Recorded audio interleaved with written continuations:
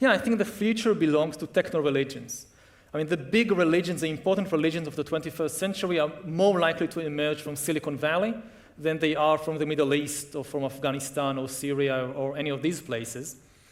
It's a bit similar to what happened in the 19th century with the Industrial Revolution.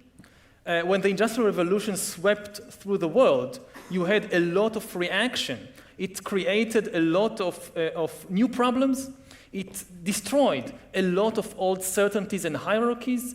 As Marx and Engels wrote in the Communist Manifesto, everything solid melts into air. And when everything solid melts into air, people become very afraid, and they look back to some reassuring old tradition, mythology, religion to give them security. So back in the 19th century, the Industrial Revolution led to a wave of fundamentalism all over the world. The biggest war of the 19th century was not the Napoleonic Wars, it was not the American Civil War, it was the Taiping Rebellion in China, when, in reaction to the coming of the Industrial Revolution, of British imperialism, of the collapse of the old Chinese system, you had this failed scholar, Hong Xiuquan, who had a vision from God, allegedly, in which God revealed to Hong that Hong, is the younger brother of Jesus Christ, sent to earth to establish the kingdom of heavenly peace. And he went around southern China with this message of heavenly peace, and millions followed him into the Taiping Rebellion, which was the most bloody war of the 19th century. According to the most moderate estimates, 20 million people died, perished in the Taiping Rebellion, which lasted 14 years until it was repressed. The biggest war. And similarly, you had other fundamentalist movements, like you had in Sudan, the Mahdi, quite similar in some respects to what we see today in the Middle East. But none of this worked. When we look back to the 19th century, we don't remember it as the age of faith. The really important religion or ideology that came out of the Industrial Revolution in the 19th century was socialism. In 1800, you didn't have any socialists. It started very little, but then it spread like wildfire and became the most important ideological movement of the era, changing our lives completely.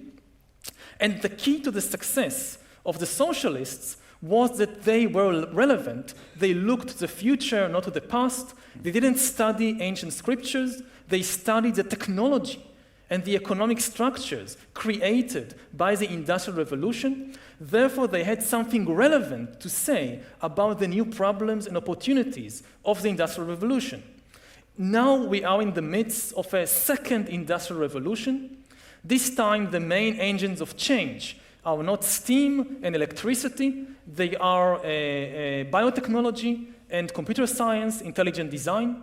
This time, the main products will not be textiles and vehicles and things like that. They will be bodies and brains and minds. The main products of the 21st century are likely to be bodies and brains and minds. And the Islamic State has nothing relevant to say about the new opportunities and danger of this. For example, what will happen when artificial intelligence will replace most humans in the job market? Experts estimate that it could take as little as 30 or 40 years for this to happen. You don't have any answer in the Bible what to do when humans are no longer useful to the economy. You need completely new ideologies, completely new religions, and they are likely to emerge from Silicon Valley or from Bangalore and not from the Middle East. And they are likely to give people visions based on technology. Everything that the old religions promised, happiness and justice and even eternal life, but here on earth with the help of technology and not after death with the help of some supernatural being.